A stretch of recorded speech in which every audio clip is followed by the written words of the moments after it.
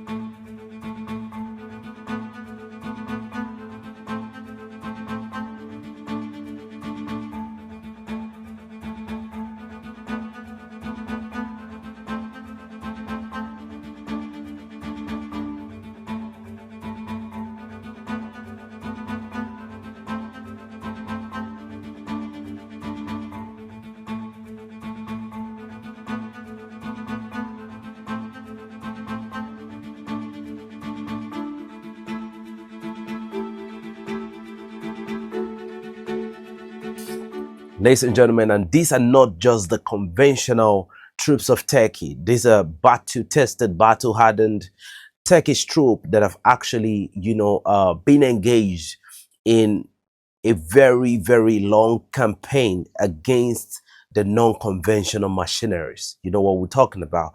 So, and, these are forces that have actually earned their reputation from fighting against jihadists all their lives. That's where they get the straps and everything. So this delegation of forces are now there, and they are being trained only on countering the non-conventional warfare. According to the information we have, when they return, they would have the capability to pass down the lesson that they've learned from the tour in Turkey. Now, it is very, very incredible to know that the AES troops are currently in Turkey to get this training, because to me, giving conventional training to combat a non-conventional type of machineries, to me, it's okay, right? The conventional training should be the foundation, but given the existential realities on the line of contact, these are people that practice majorly guerrilla warfare. So I've been thinking for a minute that it could make a lot of sense if they have a sort of battalion that what they do and how they deploy is to only fight exclusively the non-conventional warfare. Now, I do understand the reason why the Burkinabes and the Malians have actually not sent so much delegation to Turkey, because we have seen so far so good that they've adapted, they've been able to improvise, counter capability to every single transition of capability that the enemies are shown on the line of contact. And most of the time, this is a very, very big war.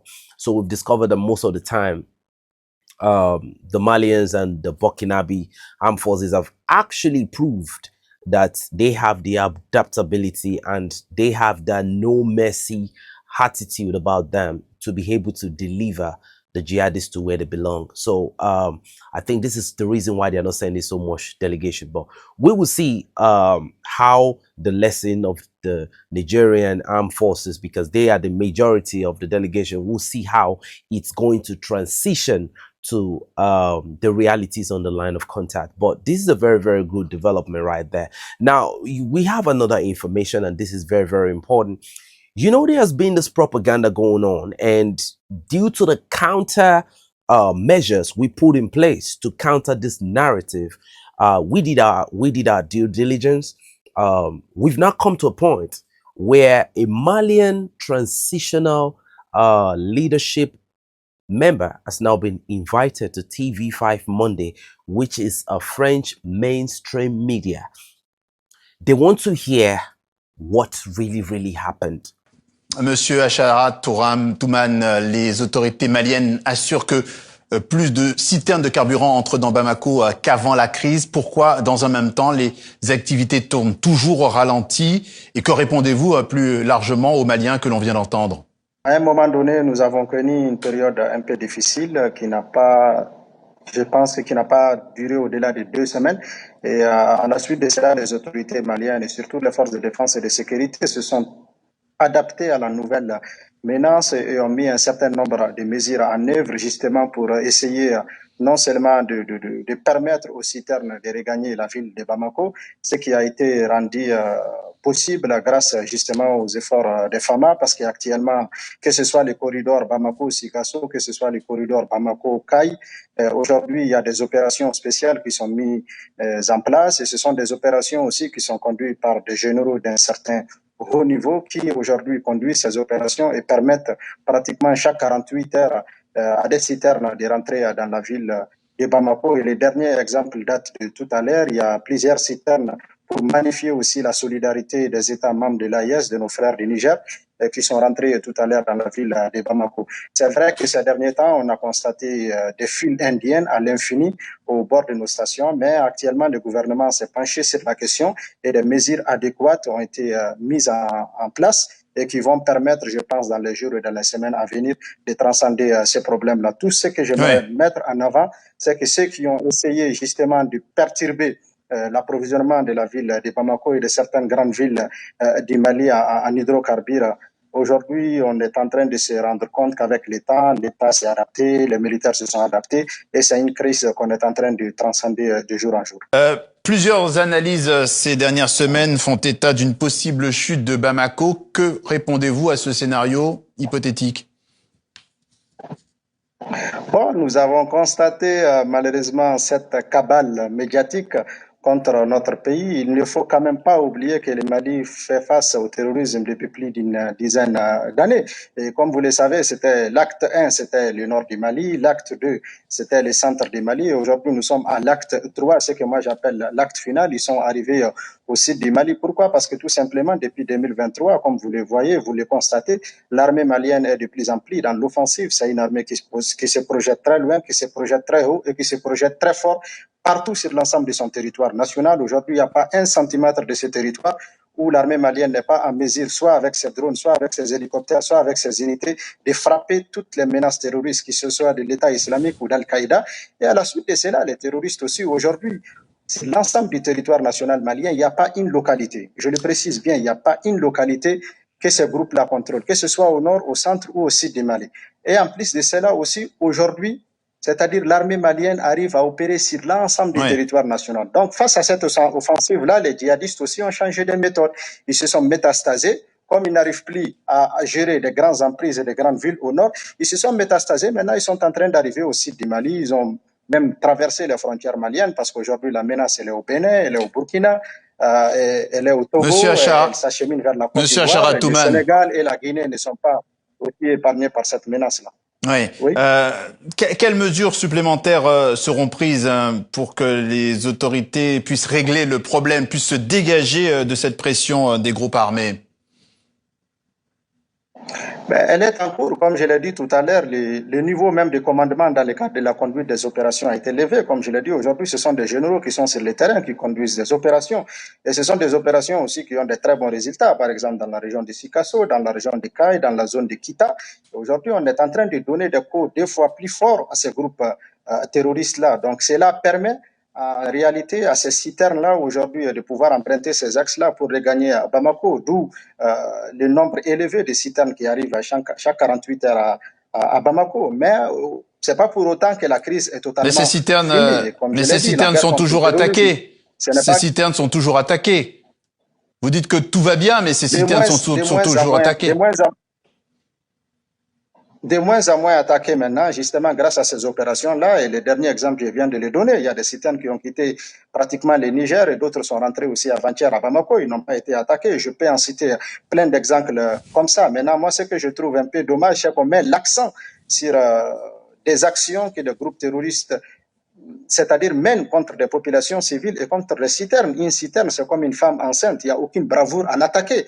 Et par contre, ces mêmes groupes qui sont en train de se vanter d'avoir des succès en attaquant des citernes conduites par des civils, ce sont ces mêmes groupes qui se sont fait ratatiner juste il y a quelques jours au nord du Burkina par leurs adversaires de l'État islamique, où plus d'une trentaine de djihadistes de Junim ont été tués. Certains ont été faits prisonniers et par la suite, ils ont été exécutés. Mais rares sont les médias qui parlent justement de ce conflit-là entre ces deux organisations. Donc, les choses ne se résument pas forcément au sud du Mali ni au centre du Mali, mais la menace, elle est un peu partout. Monsieur Acharatouman, il faut aussi que je vous pose quelques questions. Est-ce que vos alliés russes participent à la sécurisation de ces citernes que vous évoquez?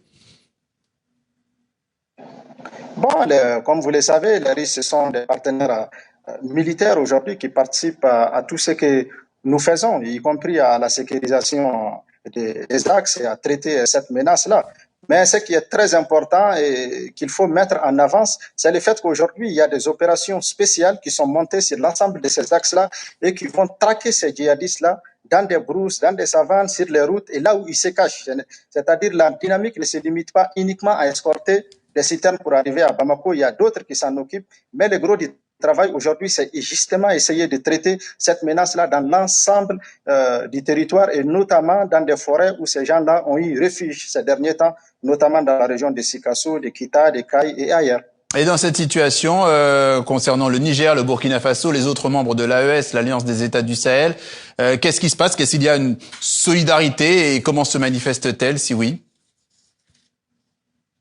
Ben, la solidarité, la preuve, elle est là. Il y a des citernes que nos frères nigériens nous ont envoyées. Ils viennent de faire leur entrée tout à l'heure. Je pense que ça va circuler tout à l'heure dans les médias.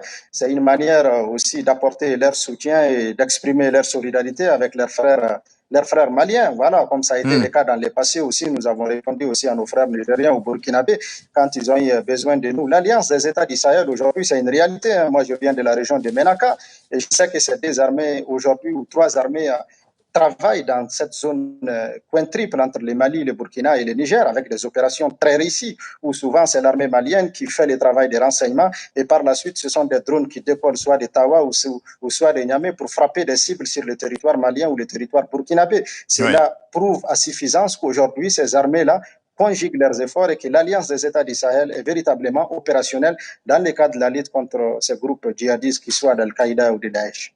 Dernière question, le signal TV5 Monde n'est toujours pas rétabli au Mali, tout ce que vous avez dit ici n'est pas vu à la télé. Est-ce que le retour de notre chaîne dans les foyers est envisageable et si oui, quand? Bon, ça c'est une question qui ne relève pas de mes compétences. En tout cas, je le souhaite vivement. Maintenant, tout ce que je peux donner comme conseil, que ce soit à TV5 ou à d'autres médias, c'est-à-dire qu'ils essayent vraiment de traiter l'information en donnant la priorité et la primauté aux populations, aux experts. C'est ce que nous faisons. Parce qu'il y en a beaucoup qui viennent C'est ce que nous faisons. Qui ne maîtrisent pas les choses. Il faut donner la parole aux Maliens, aux Nigériens, aux Burkinabés pour qu'ils puissent s'exprimer et dire véritablement ce qui se passe dans leur pays. Aujourd'hui, le Mali et le Burkina et le Niger sont engagés dans une voie, c'est de lutter contre le terrorisme. Et le terrorisme, il frappe le Mali de la même manière. Il a frappé les Bataclan, il a frappé Charlie Hebdo, il a frappé les tours jumelles. Nous avons un ennemi commun et le monde doit se donner la main pour justement faire face à cette crise-là. Nous, en tant que Maliens, en tant que Sahéliens, nous jouons notre rôle, mais au-delà, il faut une coopération internationale. Chacun doit jouer son rôle. Parce qu'aujourd'hui, les djihadistes de l'État islamique qui sont dans la région de Menaka, ce pas des Maliens qui sont à la tête. Al-Qaïda aussi, on connaît la maison mère. Donc, c'est un problème global. Monsieur Acharatouman, on a bien compris. Effectivement, nous donnons la parole à tout le monde. On suivra en tout cas tout cela avec attention. Merci à vous d'être passé par ce journal Afrique sur TV5 Monde. Merci beaucoup. Now, the reason why I'm so very happy about this, even though I have a cautionary tale, because it's a catch-22. It has both good and bad side, is the fact that they built the narrative, which is the existential trend. You know, they build a narrative and some paid, bought out journalists or whatever they call themselves, they just continuously, you know, photocopy what they've said from the mainstream media. But I think they've now come to realize that based on the retaliation, right? Based on the counter facts that they got from the Malian authority, plus the fact that we put out there, okay? I think they've now come to realize that, look, we cannot really control the narrative of these people, because if you put the stakes in, right, they don't have evidence, they don't have the facts, you know, they don't have the cards. And whenever we present with facts, with realities on the line of contact.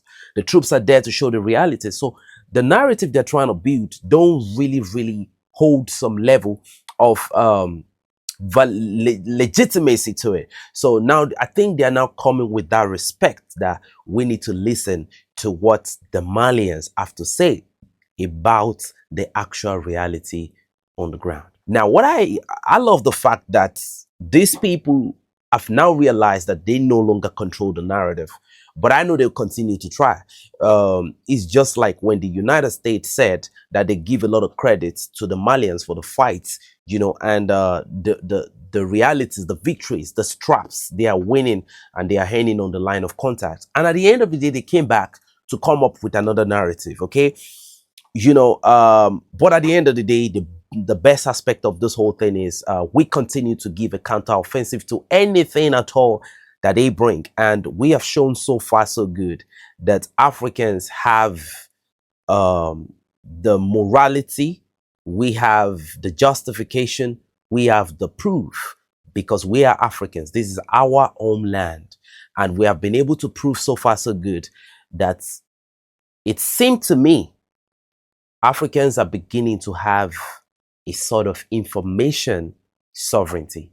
Just that a lot of Africans that continue to, you know, propagate the propaganda, they need to come home. That's just what I'm going to tell all of them. They need to come home, and they need to know that it's their responsibility to tell their stories, right? The way you address the world about yourself is the way the world address you.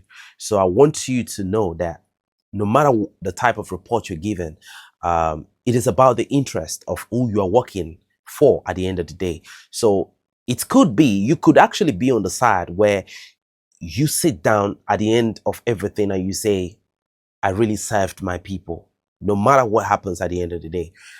Or you could be at a side that when history is going to remember you, they're going to remember you as one of the biggest traders of all time. If a lot of people think that people don't really watch and listen to what they throw out there, then they will be joking. And it's always about the interest of your people or the interest of the outsiders. So, ladies and gentlemen, I want to appeal to all the our people that are into journalism, into reporting, into whatever you are doing.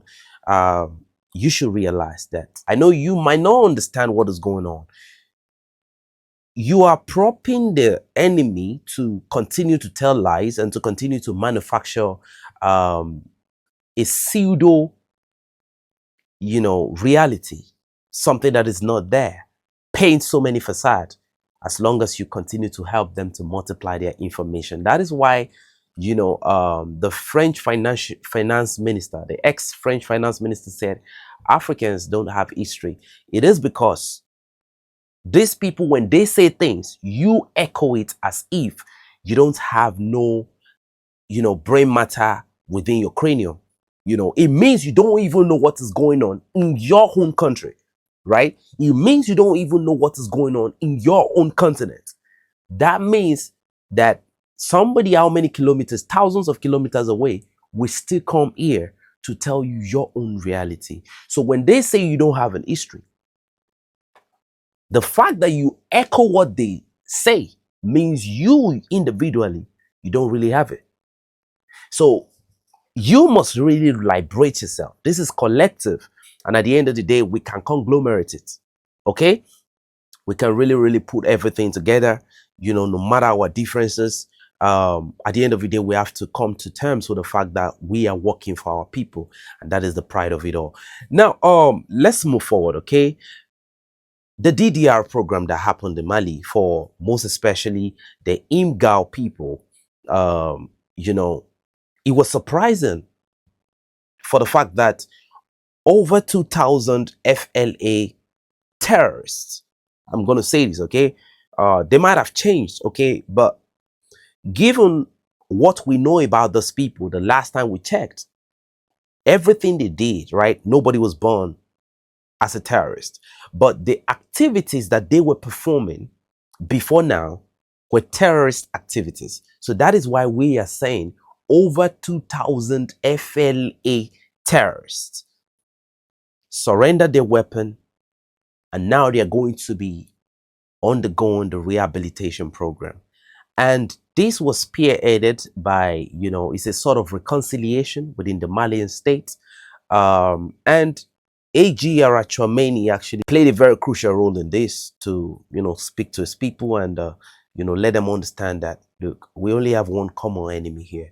And that common enemy has a lot of bifurcation that has several other bifurcation. It's just like a root, a trunk, and, the branches. So that is how this thing is. There is one big enemy out there, and that main enemy is France. And the truth is, remember when France actually paid the European Union actually paid one very outrageous amount of money to the United States for as a sort of investment in the US economy and all of that. I'm gonna tell you this, okay? Everybody kind of called them a fool, right? But I feel that money they paid, they didn't pay because they were a fool. They were paying that money so that the United States can give them the necessary assistance when it comes to the media, when it comes to all type of, tools they have in their toolbox to be able to destabilize Mali.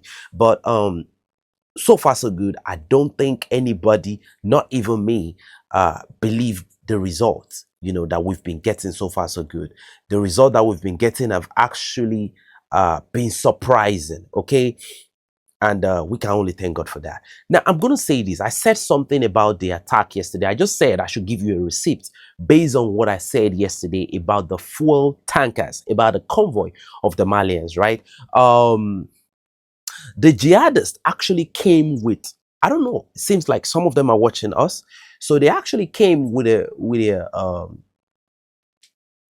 narrative yesterday, no, earlier today, that they actually ambushed the Malian convoy. According to what I said it was not an ambush because they were far away from where this event happened. Now, what they thought was that immediately it happened, it was going to stop the Malians. No, the Malians went through it, right? What happened? Like I said yesterday, that there was a booby trap, an IED, an improvised explosive device that was planted, under the ground, such a way that when the MRAPs moved ahead of them, there was an explosion. And the explosion was so huge to the point that it led to a secondary explosion. And the secondary explosion was affected the two tankers, right? Now, you saw the Russian helicopter, actually viewed everything. I would have brought the video right now, but because of the fire, and I don't want this video flagged, I'm actually going to just tell you what happened now. Now, I told you that it was an IED. Ladies and gentlemen, watch this video. I bomb me ga sternin ta ga lafli o dinga refleni ni min fleni corridor chauffeur do yela nanika na adon min ma se ka convoi la jo chema. Now you could actually see in the video right there that was an IED. Look at the ground right there. So you can continue to bring a lot of propaganda out there, but we have the facts. So the mainstream media can continue to tell their lies, right? But we have the facts. So we have another information based on the realities on the ground today. The farmers of Mali, these are the armed forces of Mali, okay? That's what the farmer means. They actually conducted an airstrike on the FLA and JNIM mercenaries. Now, this information, we actually collaborated, okay? The enemy side actually acknowledged that they got hit very, very hard. And according to the information they gave, they said the Malians actually hit a large chunk of their, tools, their assets. Those are the mercenaries, because the mercenaries are assets. The moment you are being bought for some sum of money, you already become an asset. And what do you do with an asset? You use an asset. And to serve your own interest, okay? And if the asset no longer serve your own interest, what do? You dispose the asset. So all these assets, I just want them to understand again that I don't know where you stand. You are completely done with, because that's the situation on the line of contact right now. The JNIM and FLA jihadists, they got neutralized by the Malian armed forces in Kidal. Now, according to the information we had, and this actually collaborates and it actually paints a very beautiful picture about the statement that we posted on this platform some days ago, where one of the FLA made a video and said that the Malians have actually kicked them completely out of Kidal, but not out of Mali. So the fact that the Malians spotted them and immediately obliterated them actually shows that the surveillance, the reconnaissance, the intel of the Malians at this point is on a whole different imperial level. In Kidal right now, man, I think it's peace be still. And there are a lot of formation, a lot of military capability in Kidal as we speak. And so far so good. The enemy capability has completely been destroyed. So we know at some point that the Ukrainians were giving them FPV drones and fiber optic drones. So what we noticed was that most of the combat capability of the Malians that they tried to attack, they were actually covered with net fencing. So what the jihadists did not understand was that they couldn't even strike the target. So the explosive detonates around the fence, and they keep on shouting whatever they shout, and they've actually failed very bad in Kidal. So I think the way the Malians are doing in Kidal, I think now that they've driven them out, I think they are installing a lot of heavy capabilities in Kidal. And this is just a proof that, the jihadists have completely lost the city of Kidal. So I can say, based on the realities on the line of contact, that Kidal has been liberated. They've celebrated the liberation of Kidal, but there are some things we normally look at.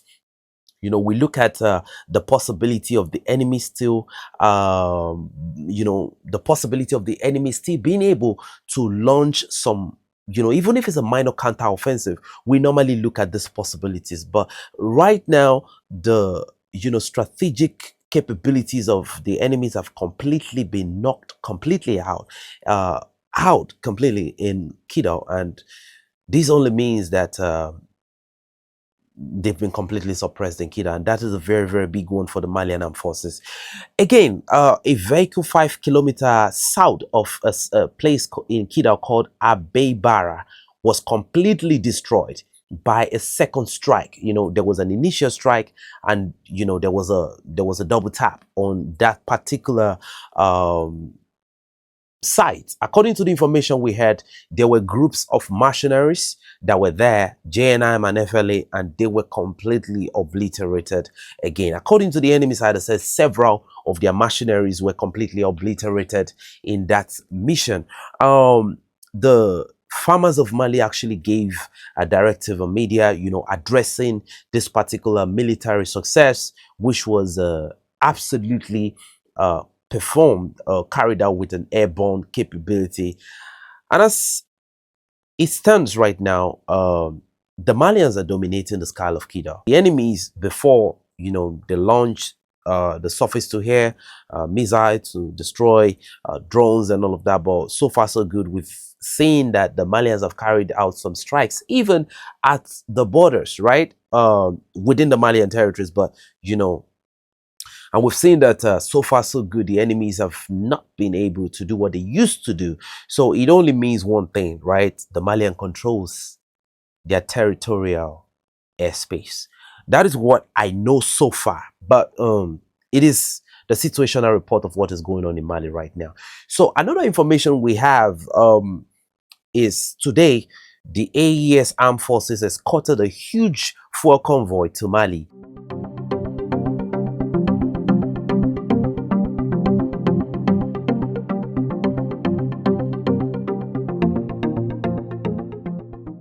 As the troops actually celebrate after conducting a successful mission.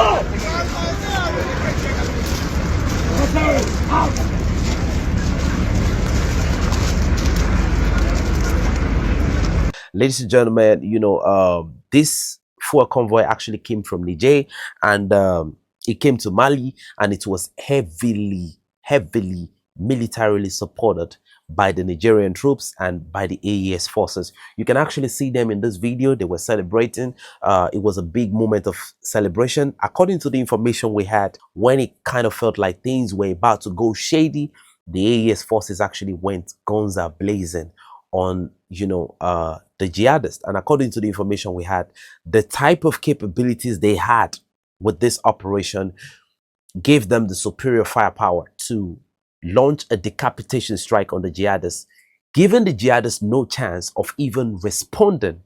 The response time was not even something we could talk about because, the capabilities that was applied just gave them zero chance to respond. And according to the information we had, the surveillance was actually very, very effective in this particular, convoy that actually made it to Mali. So one thing is certain and two things is for sure. The West continue to come with propaganda, will continue to come with facts. So ladies and gentlemen, we now received an information, okay? And this information is very, very critical, okay? The JNIM actually launched an offensive in Tillaberi region, and they went seriously guns are blazing.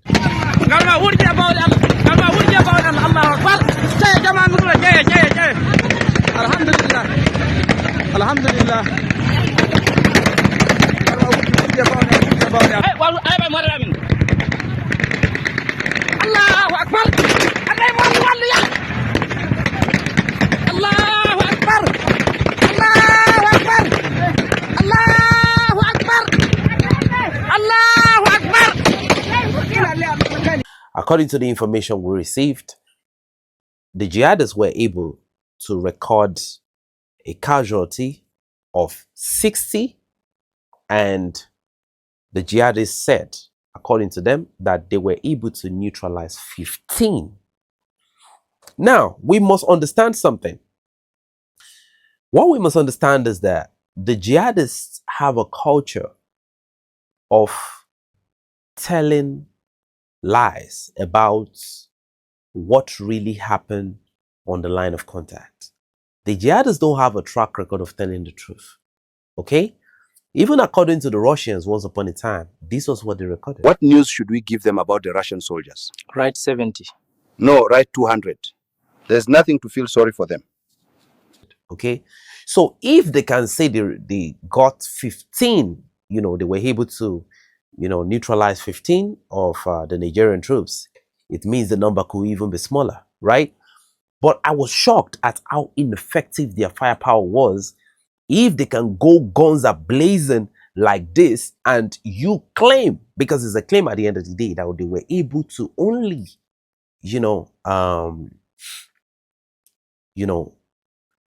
hit 15 targets. Now, the Nigerians recorded, they were able to give 60 casualties on the enemy side. But one thing is here, okay? Now, from what the jihadists said, you attacked a camp. You did not take the camp. So when they started posting what was recovered, it didn't apply. It didn't make sense. It didn't make any sense, because so far so good, based on how they conduct their operations, when they take a camp or a base, they stay right there to maintain this PR that, look, we overrun the base. So that's why I think even the 15 they said is disputable, okay? But ladies and gentlemen, this is where we draw the curtain for today. I want to appreciate a lot of people on this platform. I really want to appreciate everyone for their support. I really want to say thank you. You all have been the backbone of Android community. You all have been the backbone of the Android community. And I really say thank you to all the VIPs on this platform, because I have so many VIPs on the Android community, and I'm very proud of you all. I go out there telling people that I have one of the best community on the YouTube platform, and I'm very proud of you all. You all are patriotics. You all are some of the best people I've ever met in my life, and It's actually a blessing to be meeting you all at this point in my life. I want to thank you. Signing out to Noseba before I go. Salute.